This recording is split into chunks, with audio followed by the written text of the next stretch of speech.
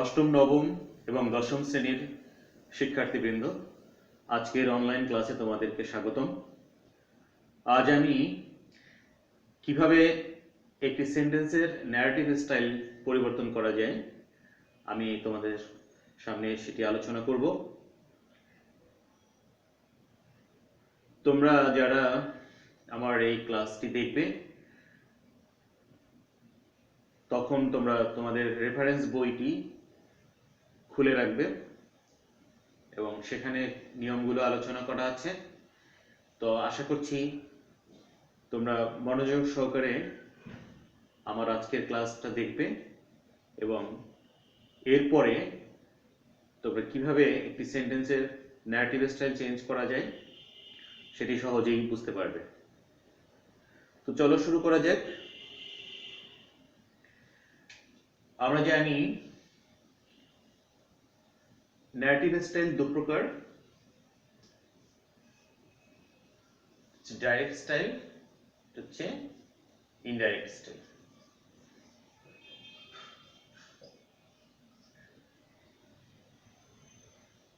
Direct স্টাইলে সেন্টেন্সটি এরকম থাকে,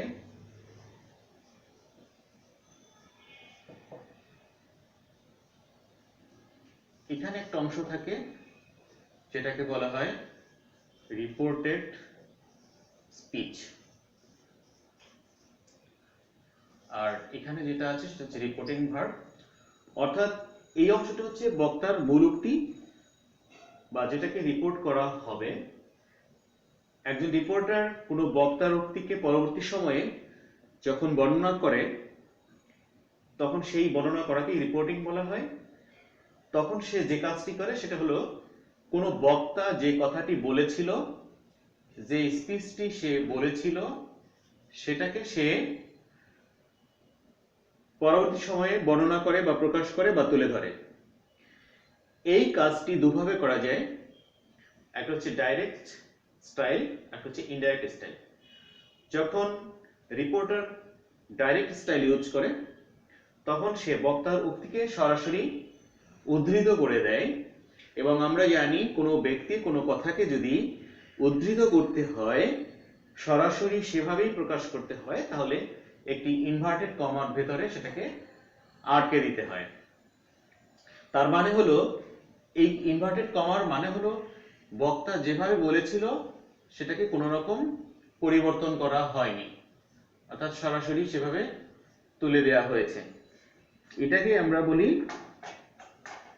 ডাইরেক্ট ন্যারেশন বা প্রত্যক্ষ বর্ণনা, প্রত্যক্ষ উক্তি, সরাসরি বর্ণনা।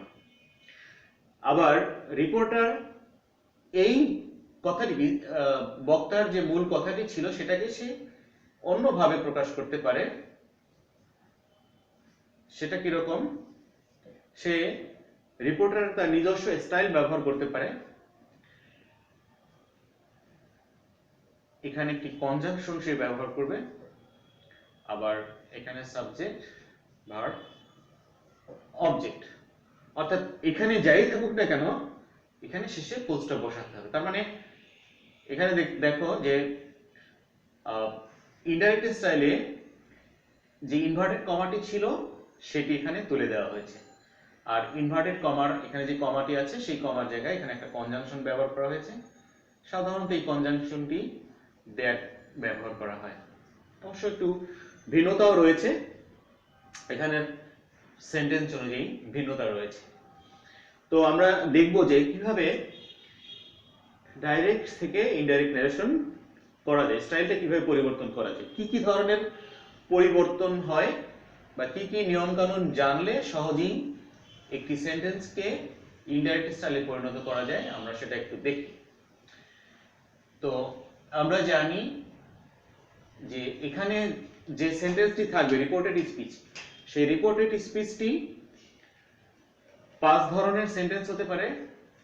সেটা হতে পারে অ্যাসার্টিভ, হতে পারে ইন্টারোগেটিভ, হতে পারে ইম্পারেটিভ, হতে পারে অপটেটিভ, হতে পারে এক্সক্লামেটরি। এই 5 ধরনের সেন্টেন্সের এখানে আমরা ন্যারেশন পরিবর্তন করব কিভাবে করা যায়।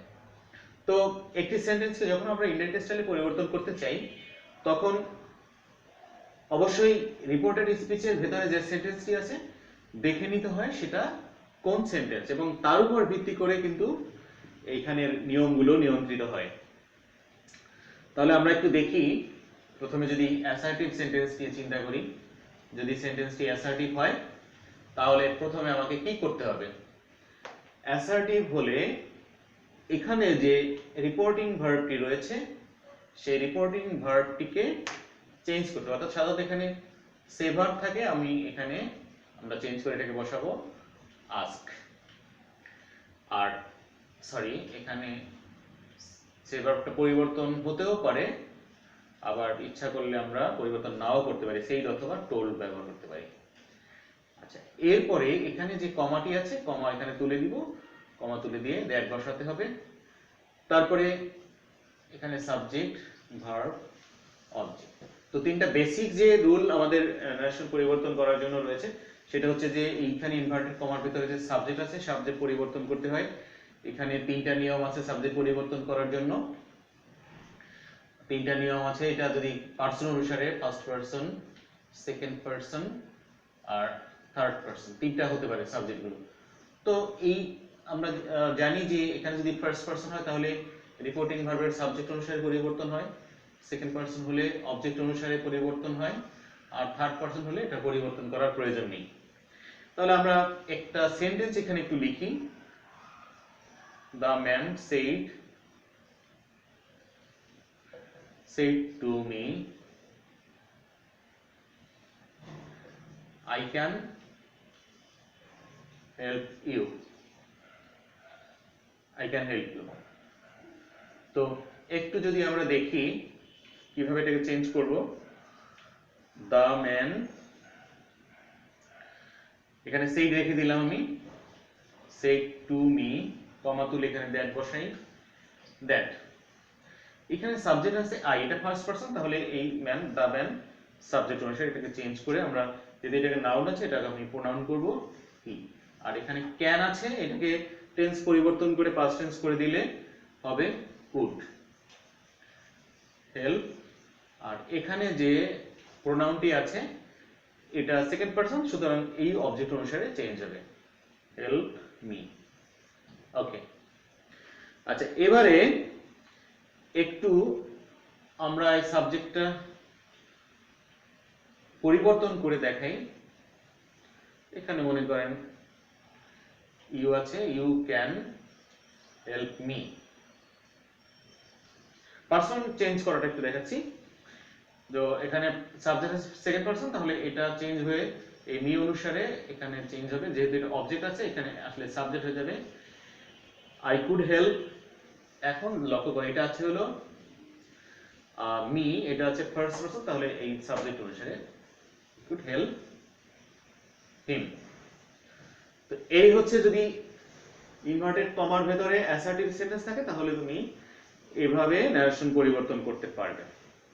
আমরা একটু পরবর্তী সেন্টেন্সে চলে যাই। যদি সেন্টেন্সটি ইন্টারোগেটিভ হয় তাহলে কি করব।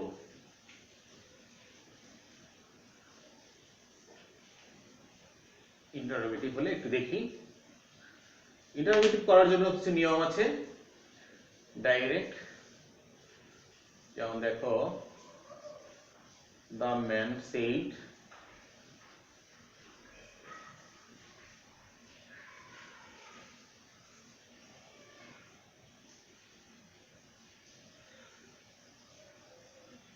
can you help me? এটা একটা ইন্টারোগেটিভ সেন্টেন্স। আরেকটি সেন্টেন্স লিখি,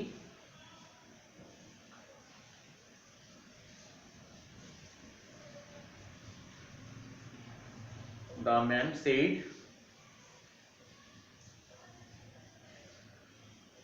what did you see? এখানে কোশ্চেন মার্ক। তাহলে এটা একটা ইন্টারোগেটিভ সেন্টেন্স। এখন আমরা এটাকে ইনডাইরেক্ট ন্যারেশন করব। আমরা যদি এটাকে ইনডাইরেক্ট করতে চাই তাহলে একটু দেখো, দ্য ম্যান, এই যে সে ভার্বটি রয়েছে এই সে ভার্বটিকে চেঞ্জ করতে হবে। তো সাধারণত এটার পরিবর্তে আমরা আস্ক ব্যবহার করে থাকি, আস্ক ব্যবহার করলাম।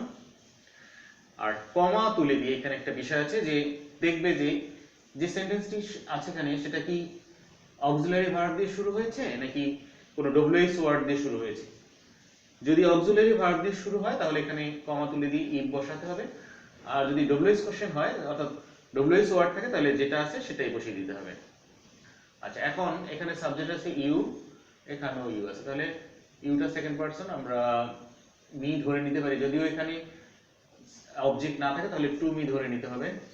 টু মি অনুসারে আমি আই করে দিলাম, আই ক্যানটা হয়ে যাবে কুড, হেল্প, আর এই মি সাবজেক্ট অনুসারে him, if I could help him. এটা হচ্ছে একটা। আর এই নিচেরটা একটু দেখি, এখানেও আছে হোয়াট আই, আর এটা যে ডিড আছে পাস্ট ইনডেফিনিট হয়ে যাবে past perfect, what I had seen. এই তো এই দুটো নিয়ম জানলেই একটা ইন্টারোগেটিভ সেন্টেন্সকে ইনডাইরেক্ট ন্যারেশন করা যায়। তো এরপরে আমি পরবর্তী সেন্টেন্সটা একটু দেখাই। ইম্পারেটিভ, অর্থাৎ সেন্টেন্সটি যদি ইম্পারেটিভ হয় তাহলে আমরা কিভাবে সেটাকে ইনডাইরেক্ট ন্যারেশন করব। ইনডাইরেক্ট ন্যারেশনে ইম্পারেটিভ সেন্টেন্সের যেমন ধরো father said to his son, father said to his son, respect your teachers. এখানে যে সেন্টেন্সটি আছে এটা একটা ইম্পারেটিভ সেন্টেন্স, অর্থাৎ এই সেন্টেন্সটি দিয়ে উপদেশ দেওয়া বোঝাচ্ছে। তো কোনো সেন্টেন্স দিয়ে যখন উপদেশ, আদেশ, নিষেধ, অনুরোধ করা হয় তখন সেটাকে ইম্পারেটিভ সেন্টেন্স বলে। এখানে আরেকটি বৈশিষ্ট্য আছে যে এই সেন্টেন্সের কোনো সাবজেক্ট নেই, এটা ভার্ব দিয়ে শুরু হয়েছে। তার মানে কোনো সেন্টেন্স যদি ভার্ব দিয়ে শুরু হয় তাহলে সেটাকে বলা হবে ইম্পারেটিভ সেন্টেন্স। তাহলে এই সেন্টেন্সটিকে যখন আমরা ইনডাইরেক্ট ন্যারেশনে পরিণত করব তখন কি হবে, যেমন এখানে যে রিপোর্টিং ভার্বটি রয়েছে এই সে ভার্বটাকে চেঞ্জ করতে হবে। তো এটা চেঞ্জ করার নিয়ম হচ্ছে যে এখানে যদি রিকোয়েস্ট বোঝায় তাহলে এখানে রিকোয়েস্ট বসাতে হবে। এখানে যদি অ্যাডভাইস দেওয়া উপদেশ দেওয়া বোঝায় তাহলে এখানে অ্যাডভাইস হবে। আর এখানে যদি অনুরোধ বোঝায়, আদেশ বোঝায় তাহলে অর্ডার হবে, অর্ডার বা কমান্ড ব্যবহার করতে হবে। ঠিক আছে। আর যদি নিষেধ বোঝায় হয় তাহলে ফরবিড। যেহেতু এখানে উপদেশ দেওয়া, বাবা তার ছেলেকে উপদেশ দিয়েছে, তো সেই ক্ষেত্রে আমরা এটাকে কি করব, ফাদার অ্যাডভাইসড হিজ সন, আর কমা তুলে দিয়ে এখানে টু বসাতে হবে। আমি টু বসলাম, সন টু, আর যা আছে তাই, to respect his teacher, respect his teacher. This is very simple. In this way we can see another sentence.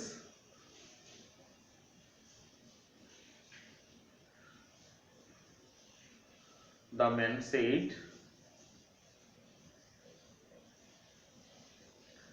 please help me.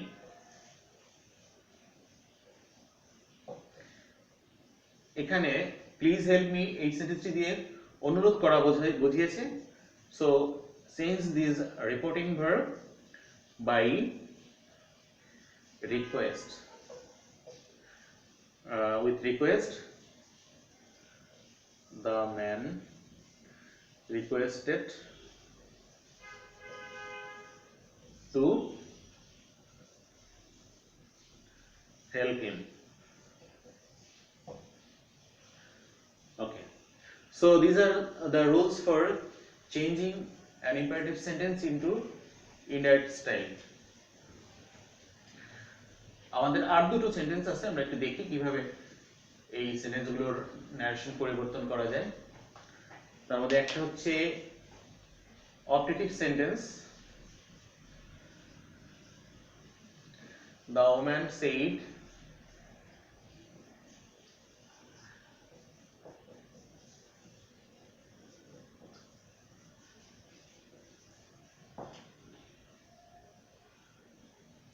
may Allah bless you। আচ্ছা, লক্ষ্য করো এখানে সেন্টেন্সটি মে দিয়ে শুরু করা হয়েছে এবং প্রার্থনা করা হয়েছে এটি দিয়ে, প্রার্থনা করা হয়েছে আল্লাহর কাছে যাতে সে আশীর্বাদ করে। তাহলে এখানে আমরা জানি যে এই সেন্টেন্সটিকে ন্যারেশন পরিবর্তন করতে হলে কি করব, দ্য ওম্যান, এই সে ভার্ব চেঞ্জ করে এখানে প্রেইড ব্যবহার করতে হবে, উইশ বা প্রে। তো প্রেইড দিলাম এখানে, দ্য ওম্যান প্রেইড, কমা তুলে দিয়ে এখানে দ্যাট বসাও, এই কমার যেখানে দ্যাট। আচ্ছা, এখানে আল্লাহ মাইট, মে পরিবর্তন হয়ে পাস্ট টেন্স হয়ে যাবে, মাইট প্লেস, ইউটা চেঞ্জ হয়ে মি হবে।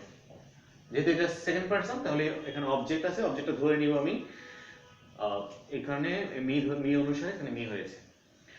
তো এখানে যদি এরকম থাকতো the woman said to me, তাহলে কিন্তু খেয়াল করবে এখানে যে অবজেক্টিভ আছে সেটা এখানে কিন্তু লেখা যাবে না রিপোর্টিং ভার্বের পরে। যদি লিখো তাহলে কিন্তু ভুল হয়ে যাবে, কারণ ওম্যান এখানে প্রে করেছিল আল্লাহর কাছে, নট টু মি। তো সে কারণে এখানে এটা লেখা যাবে না, আর এই অবজেক্টিভ শেষে চলে যাবে। এই হচ্ছে যখন সেন্টেন্সটি অপটেটিভ হয়। আচ্ছা, আরেকটি সেন্টেন্স আছে, সেটা হলো এক্সক্লামেটরি। একটি এক্সক্লামেটরি সেন্টেন্সকে কিভাবে ইনডাইরেক্ট ন্যারেশন করা যায় এবার একটু দেখি। আচ্ছা, খেয়াল করো, the man said,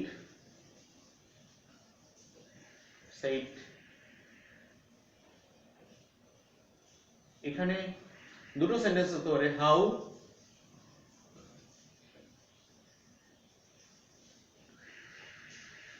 nice you আর। আমি দুটো দেখাই, what a nice bird it is. অর্থাৎ সেন্টেন্সটি হাউ দিয়ে শুরু হতে পারে, হোয়াট দিয়ে শুরু হতে পারে, আর একটা হতে পারে কোনো ইন্টারজেকশন ব্যবহার করা হতে পারে, alas I have lost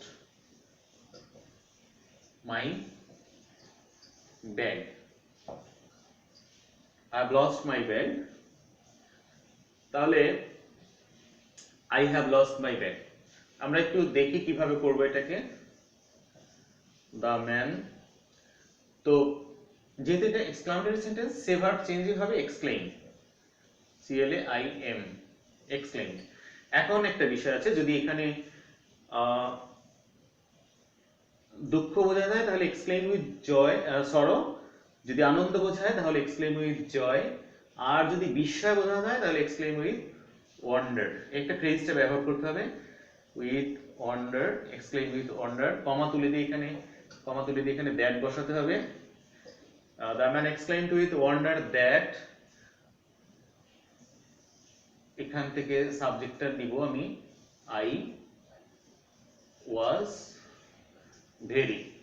এই যে হাউ এবং হোয়াট, এটার পরিবর্তে এক্সপ্রেশন ঠিক রাখার জন্য ভেরি ব্যবহার করতে হবে, I was very nice, I was very nice. আর যদি এটা হোয়াট আমরা ব্যবহার করি তাহলে এটাও একই, তাহলে হবে exclaim with wonder that the bird, এটা আমরা এখানে লিখলাম দ্য বার্ড ওয়াজ ভেরি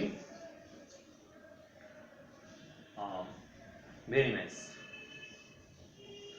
আচ্ছা, এখন যদি এরকম কোনো ইন্টারজেকশন থাকে তখন এক্সক্লেইমড উইথ, এখানে হবে এক্সক্লেইমড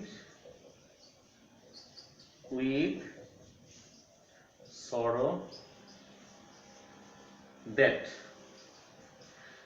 সাবজেক্ট আছে আই, তাহলে এটা হয়ে যাবে হি হ্যাড লস্ট